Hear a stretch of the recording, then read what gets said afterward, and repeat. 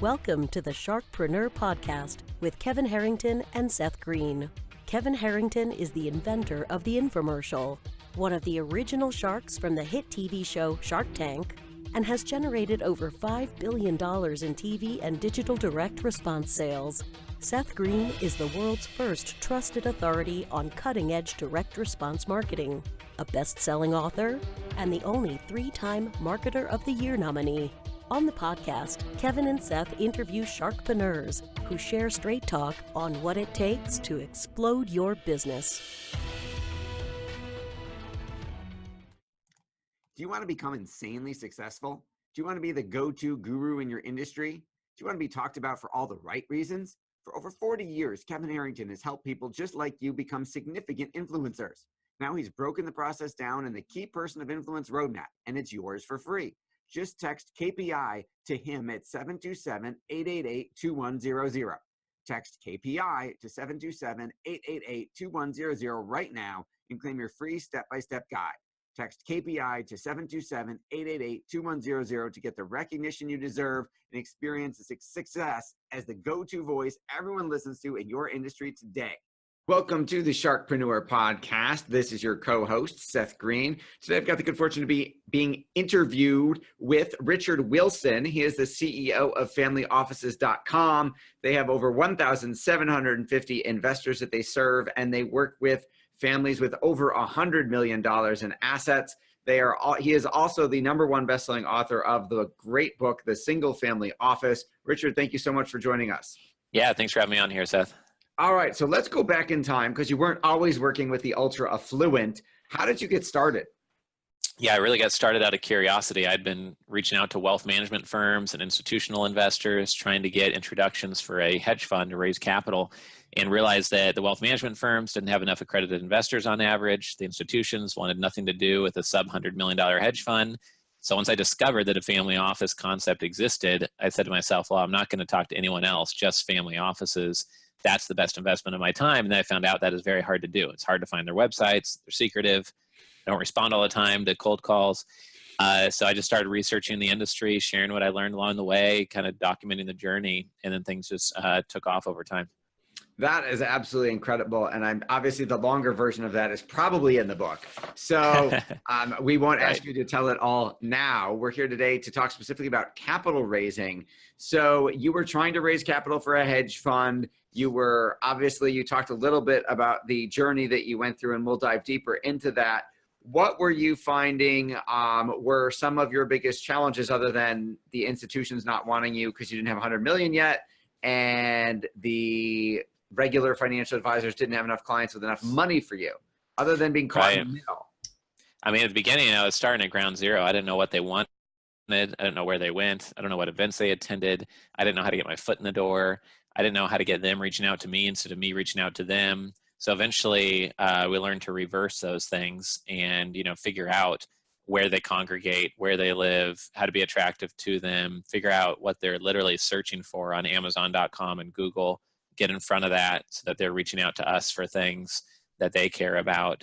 And we found that if you approach it, instead of like going to a lake with a spear trying to catch a fish, but instead look at it and figure out where the water's flowing and where the grizzly bear is, where the fish are jumping right into its mouth, that taking that time up front to position yourself really well and be as genuinely helpful as possible so that the leads are coming towards you is just a much more enjoyable way to exist, because capital raising can be so hard and frustrating for so many people.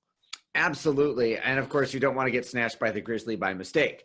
So right. In that analogy. So let's talk about that a little bit. What were the folks that you were researching, the target market that you were trying to get in front of? What were they looking for on Amazon? What were they looking for on Google? Because we don't necessarily think that the business owner who sold his company for $100 million is Googling, how do I beat the stock market? Right. I mean, a lot of them are looking for things like how to get my estate planning done, or how to handle inheritances, or how to set up a family office, etc. A lot of them are looking to connect to peers. A lot of them want more direct investment deal flow. A lot of them are just trying to figure out what a family office is and if they need one. So all those types of terms, and the more we got to know them, the more we identify these little sub pockets. And it's why we eventually wrote a book called How to Start a Family Office. And, the same reason why we wrote a book called Capital Raising is that if you provide a lot of value to a very specific audience type and over deliver to them more than anyone else's in the industry, then they're going to reach out to you as the expert in the space or as a resource that they could leverage for their own needs. And that reverses the flow. Absolutely. And it sounds like, so you eventually stopped raising money for the hedge fund and started a separate company. Did I get that right? Yeah. We started familyoffices.com, which is a family office club. And we have, certification programs, capital raising workshops, conferences, 25 events a year, et cetera. Importantly, we provide things to people raising capital that we believe no one else really does, like capital raising workshops that are interactive with worksheets, pitchdecks.com. We do people's materials for them in a one-stop shop that's actually smart for raising capital versus just looking pretty. But it's important to note that we don't raise capital as a placement agent. We're not investment bankers. The only clients we advise in a client agreement are the ultra wealthy families. And we have decided to focus there because one or two relationships there is more high leverage than, trying to raise capital for 30 different things, wouldn't be a very credible thing to do and just be run around, reaching out to our relationships, and it'd feel like abusing them versus focusing on adding the most value to them as possible. Right. If you're constantly saying fund the steal, right. You could right. obviously wear that out. That song you only want to hear so many times. So Yeah. What are the biggest, most common mistakes that you see entrepreneurs who are raising capital making? Yeah, I think one is not realizing that most deals move forward through these three trust curves. There's the trust curve of you, the executive, the team. There's the trust curve of the industry overall. And then there's the trust curve of the actual deal at hand. So let's say somebody's raising capital or direct to consumer deal, which is an Amazon company, and somebody might not know you yet. And if they are familiar with how Amazon works, that might make it easier for them to invest. But they're not familiar with your type of product that you sell on Amazon. If they knew you very well, everyone knows how Amazon works pretty much, and they actually use the product already, then that would be one where they're all the way up all three trust curves. And this is why people raise capital from friends and family first. But if you're going into meetings and they're at ground zero on all three trust curves, you're going to be dead in the water. It's just going to take a long time to convert them. So it's always smarter to go to local investors to where you are, so they can come visit your company, see how you operate, meet your team, et cetera. Or go to investors who made money in your niche. So if you are, like the last company I made an investment in was a bath salt company that actually happens to sell via Amazon. And, I've connected them with a few investors through the Family Office Club. And the thing is that we always talk about is that if somebody's had an exit in consumer products or Amazon, they're going to be more likely to invest and add a ton of strategic value versus going out to an investor who maybe made their money in manufacturing and try to get them up that learning curve. It's going to take 5 times longer, and they'll be 1/5 as valuable after they come in. So it's better for everybody if you focus on those three curves. It's more efficient, more effective. Absolutely. That makes a lot of sense. How are you targeting? So let's say we decide that we need a consumer space investor who's exited. How do we find those people? Yeah, one trick is to use a website called upwork.com. And we've hired probably 90 people through there over the past 10 years. We've got 3 or 4 working for us full time at any one point in time.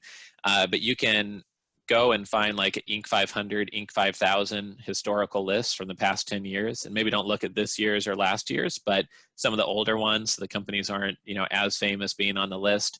Some of those have grown and have had exits.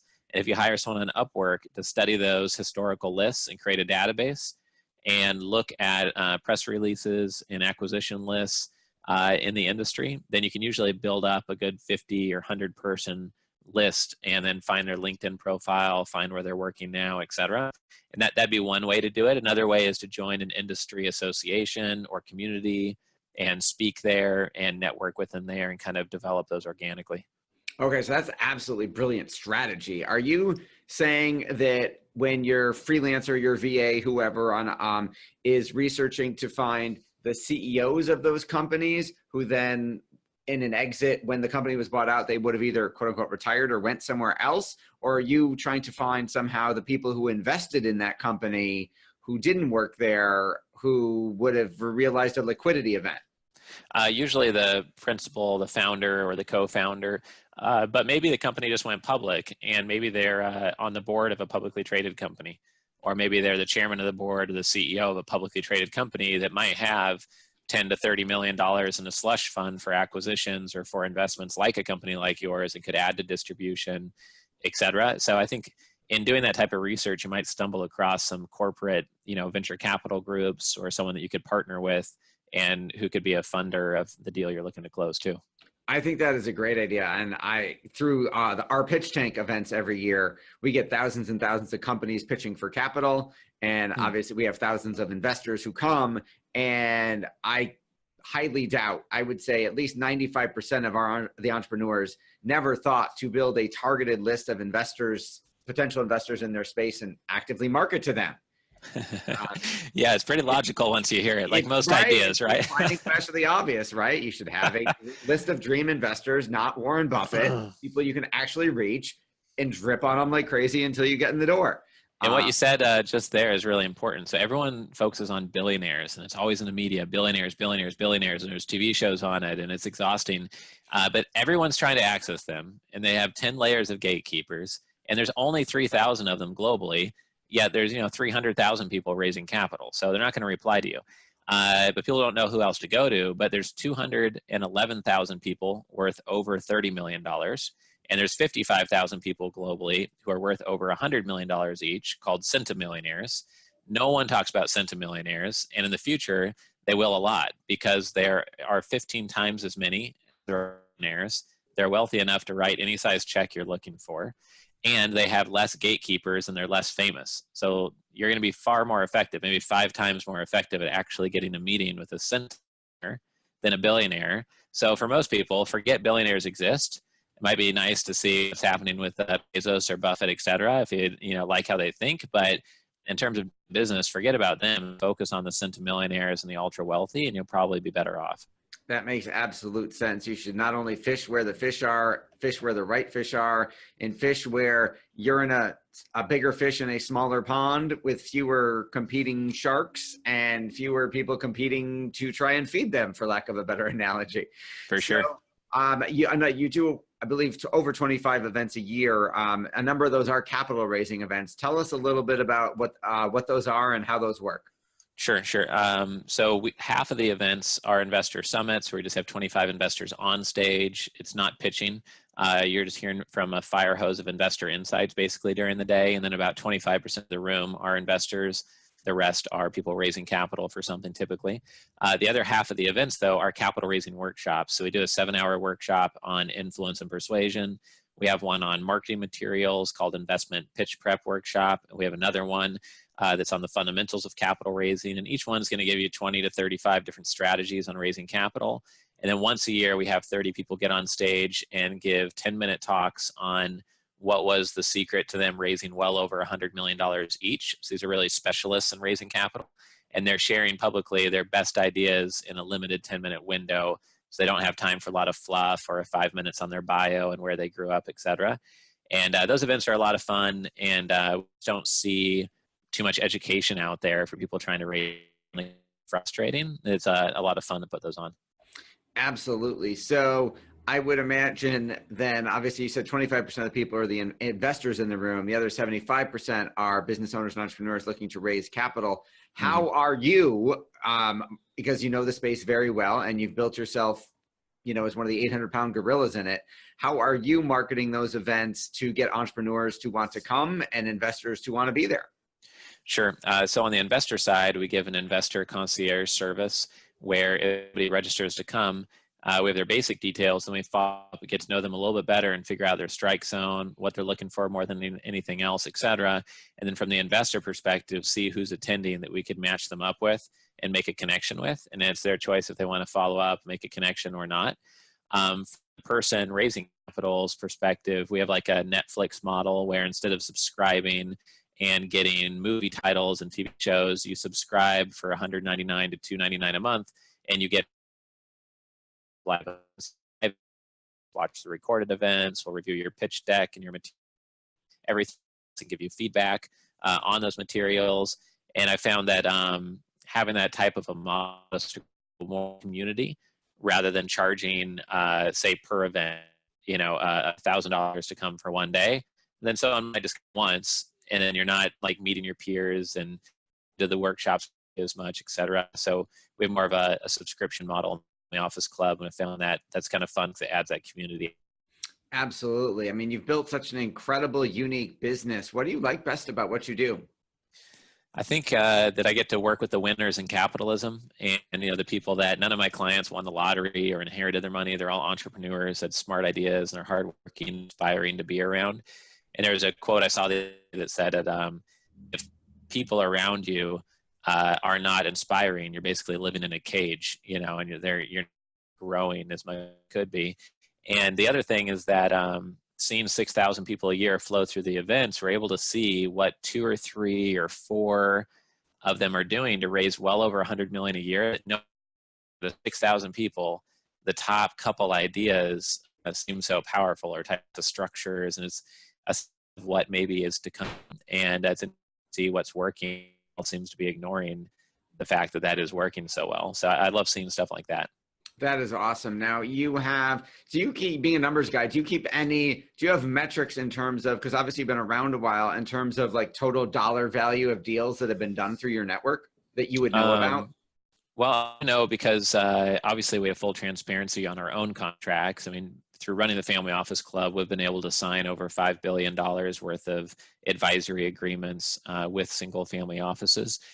So I have full transparency on that. But we get clients who reach out and say, hey, and Michael within the Family Office Club just reached out, for example, and said I was struggling working 80 hours a week to raise $4 million. And then we had a review of our materials, and we raised the next $8 million in just 4 to 6 after that because of new strategies and approach and better positioning. And then we had a client that took out 5 to a dinner, and they secured a $50 million seed investment for their investment fund. And then we hear little one-off stories here and there. But as you can imagine, with 6,000 people a year flowing through, what we've found is that somebody is going 0 miles per hour, we can inject a ton of knowledge. We can give them a much better chance at surviving in the jungle, right? But the people who are going to have the triple and the home run are already doing a lot right. They might even be meeting with some of the investors who also come to our event. They already know a few of them perhaps.